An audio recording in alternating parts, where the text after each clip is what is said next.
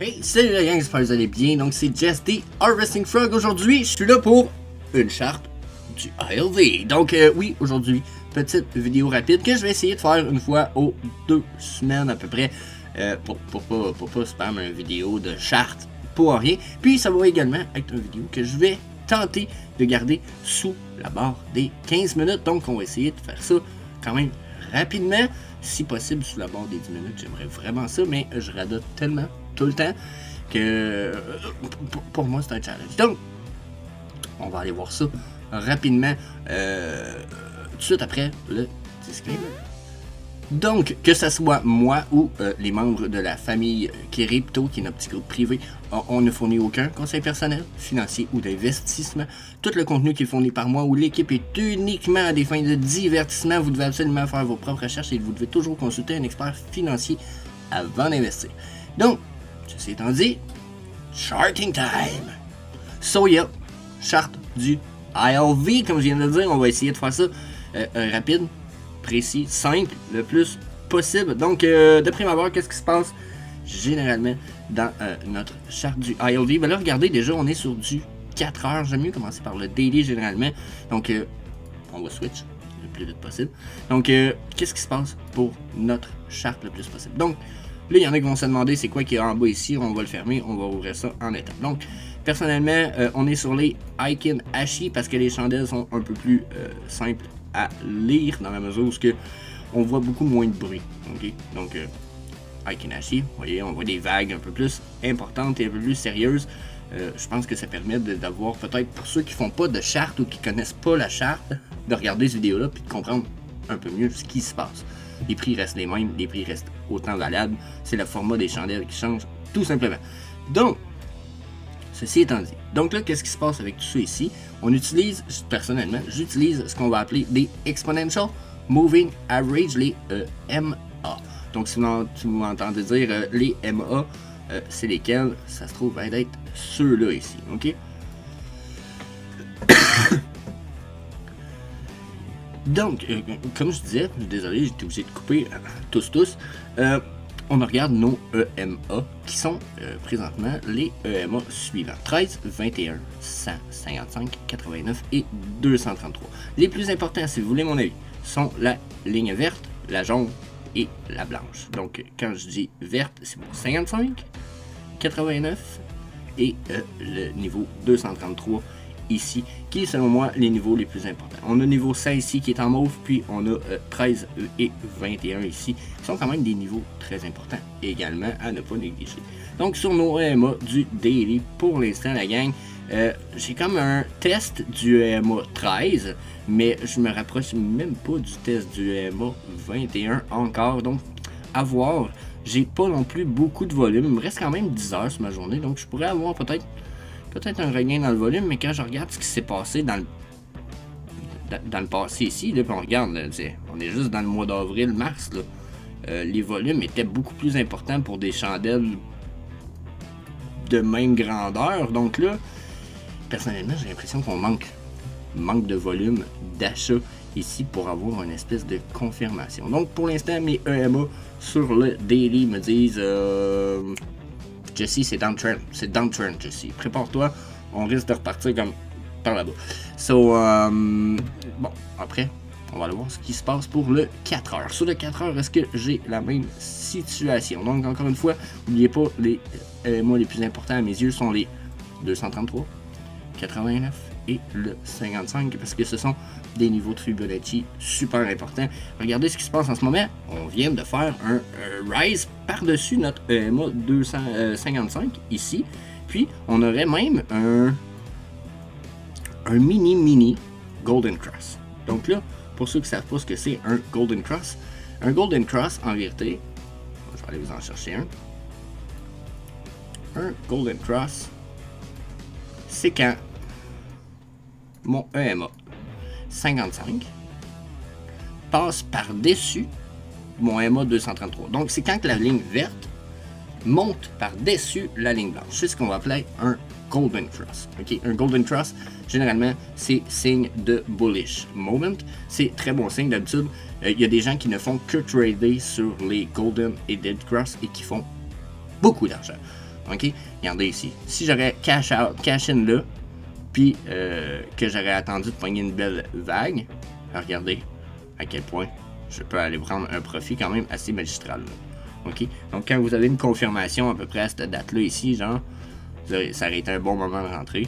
Confirmation, hop, on repart uptrend, let's go. Donc, donner un exemple, une personne qui aurait fait une entry ici, puis qui dit, ben, moi, je vais cash, qui manque la rise ici, qui dit, oh, je me fais avoir, que ça crash down, il garde son entry, puis qui réussit à aller recacher ici, il est quand même à 8% de profit ici. Hein? Puis on pourrait aller plus haut, là, 10%. Donc, pour vrai, c'est quand même pas si pire que ça. Là. On est sur du 4 heures, hein, oubliez pas. Là. Ça, c'est quand même très short. Donc ça se trouve être ce que j'appelle,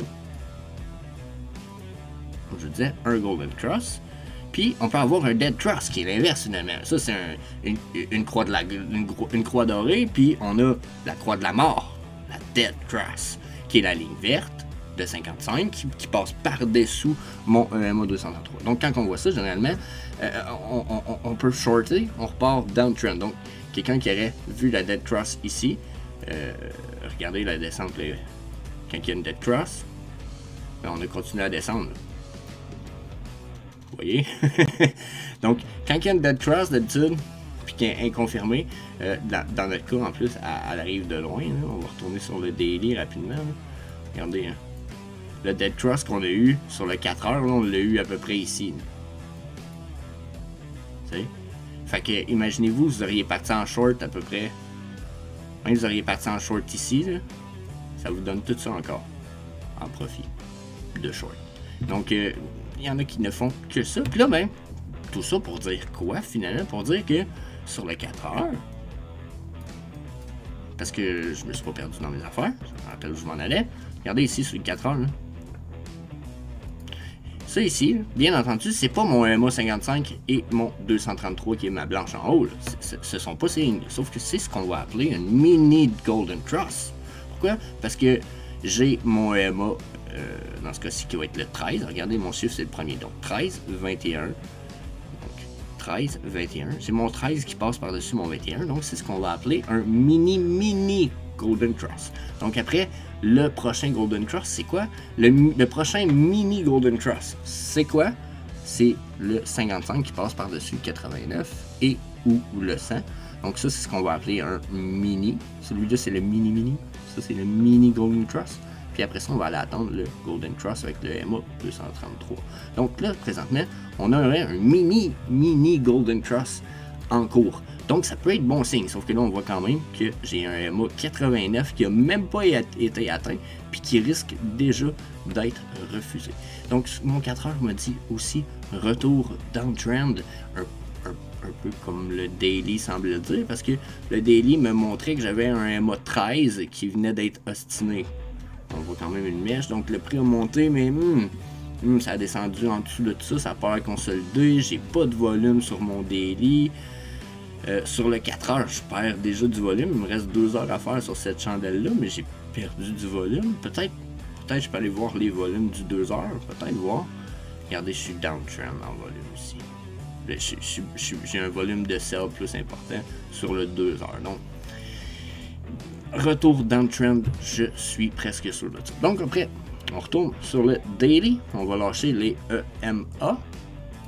On va utiliser un indicateur que j'appelle le Cool Mom MACD, mais c'est dans le fond c'est un multi-time frame de MACD, okay, qui s'appelle, personnellement je l'appelle le Cool Mom à cause du CM, là. CM, le Cool Mom Ultimate MACD Multi-Time Frame version 2.1.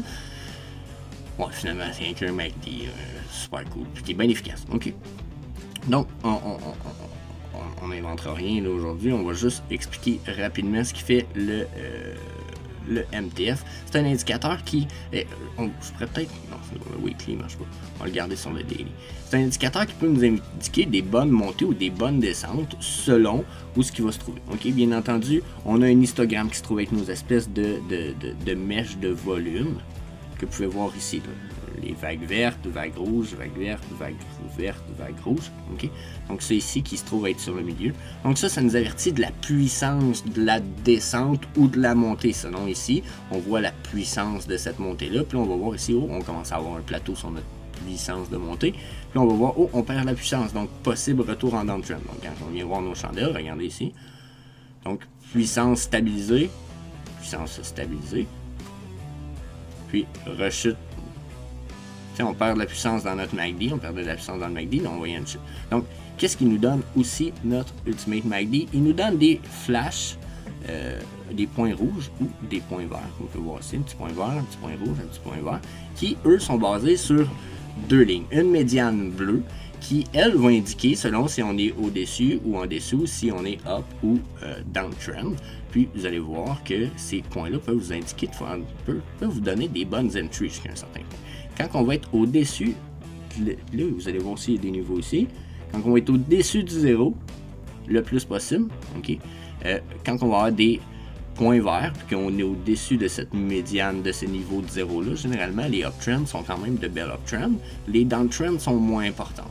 Et, à contrario, quand on va être en dessous de cette ligne-là, les downtrends vont être plus importantes, puis les uptrends vont être beaucoup moins importantes, puisqu'on est sous la médiane 0 du Ultimate MACD.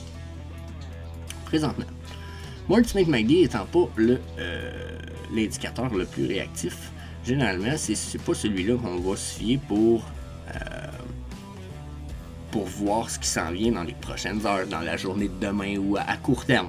Lui, c'est un indicateur qui va être un peu plus long terme, mais qui peut permettre, selon, bien entendu, la charte de temps que vous allez choisir, de voir un peu ce qui pourrait se passer.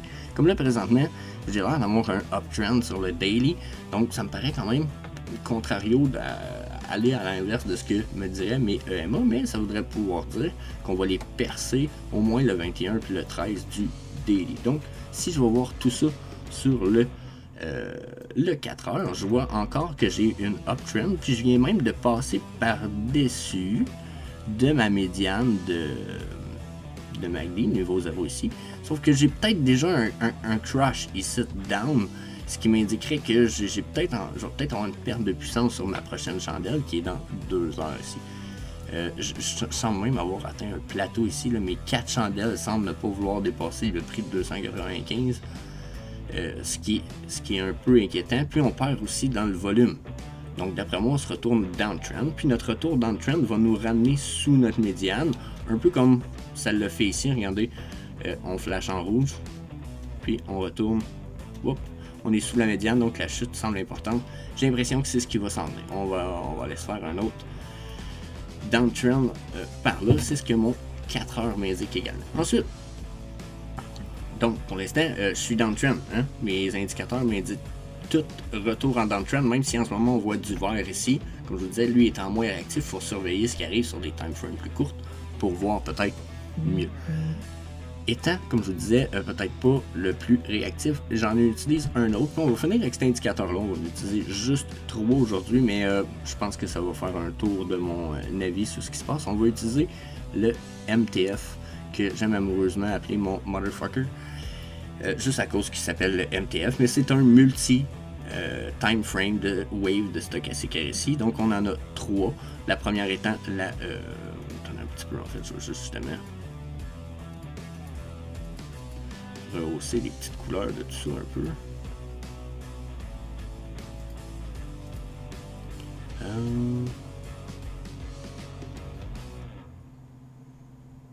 Je me rappelle jamais c'est lequel qui est lequel, celui-là. Puis la ligne verte qui va être celui-là ici. Donc, désolé de vous faire vivre tout ça. Donc, comme vous pouvez voir, on a 3 time frames. Okay? On a une courte time frame, la blanche, une medium time frame, puis une long time frame. Ça veut dire celle-ci va être très réactive, celle-ci va être réactive de façon moyenne, puis celle-ci va être très peu réactive sur ce qui se passe sur mes chandelles. Donc, on pourrait dire que celle-là, c'est ma... Il y en a qui disent que celle-là, c'est la stochastique, exemple, pour le weekly. Celle-là, ça serait celle probablement du 4 heures, puis celle-là serait celle de la journée du daily. Mais bon, j'aime mieux dire court, medium time frame puis long time frame, c'est leur niveau de réactivité finalement. Puis chaque fois qu'on va tomber dans un top ou un bottom, ben ça va nous indiquer ce qui se passe. Généralement, quand on voit deux lignes arriver dans un top en même temps, ils vont généralement créer une descente ensemble, un peu comme on vient de voir ici sur cette descente-là. Ok.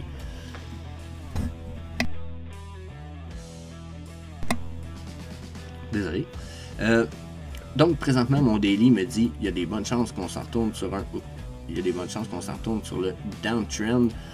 Sur mon daily ici, il y a juste ma time frame pas mal plus longue qui est uptrend, puis elle peut prendre du temps pour avoir de l'impact sur mes chandelles. Généralement, il faut que mes deux autres soient dans la même région en même temps pour que leur remontée soit ensemble et constante. Un peu exemple de ici, parce que ceux-là ils ont chuté puis ils ont resté dans le bas quand même très longtemps, mais deux time frames quand même courtes à partir de ce moment-là. Puis ma time frame elle plus longue, elle ça a pris du temps à chuter, mais elle a chuté d'ici à ici.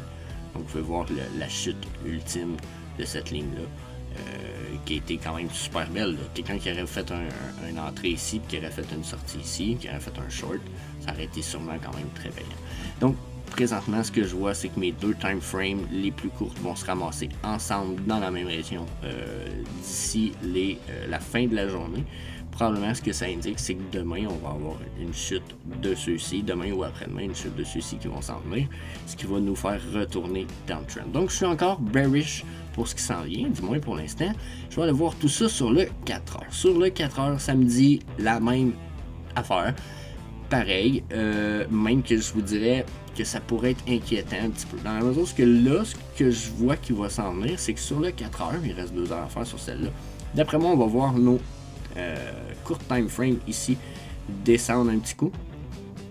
Je sais pas à quelle vitesse qui pourrait descendre, mais ça pourrait aller très vite. Je les verrais bien descendre soit jusqu'en bas, soit en milieu pour repartir uptrend. Donc probablement une descente soit dans la journée ou d'ici à demain là, on pourrait redescendre dans les 259, puis même le 250 serait possible. Une fois si on défonce pas ça downtrend, on va repartir uptrend un petit peu, on va revenir sûrement consolider dans les mêmes niveaux qu'on est ici ou jusqu'à environ 311.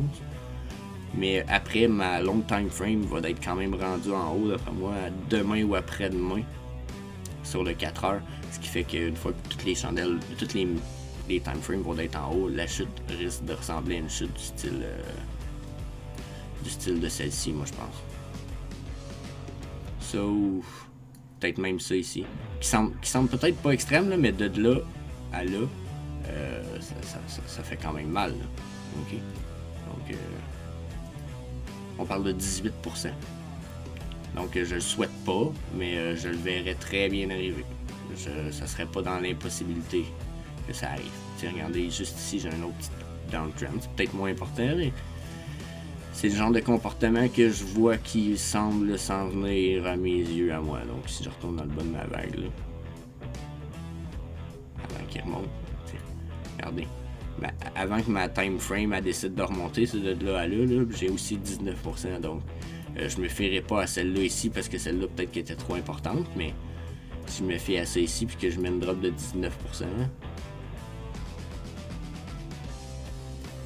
on s'en retourne quand même à 238. J'espère que ça sera pas une drop aussi importante que celle-là, par exemple, hein, parce que, mettons qu'on ferait la médiane entre les deux, 40%, ça nous amènerait à celle-là probablement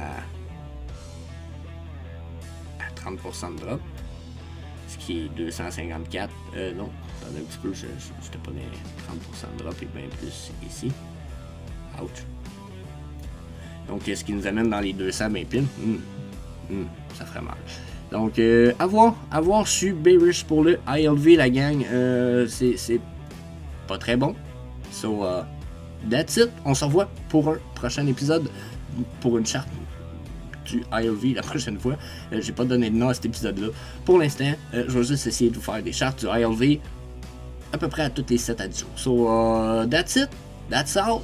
Peace. Si vous n'êtes pas déjà inscrit à la chaîne, ben, je vous invite à laisser un commentaire en bas pour nous dire pourquoi. Est-ce que vous avez aimé ça ou vous avez pas aimé la vidéo ou je fais trop de stuff sur le Omi et Komi peut-être puis vous êtes plus Illuvium, peu importe. Laissez-moi savoir ça. Yes, c'était Jess the Harvesting Frog. Peace.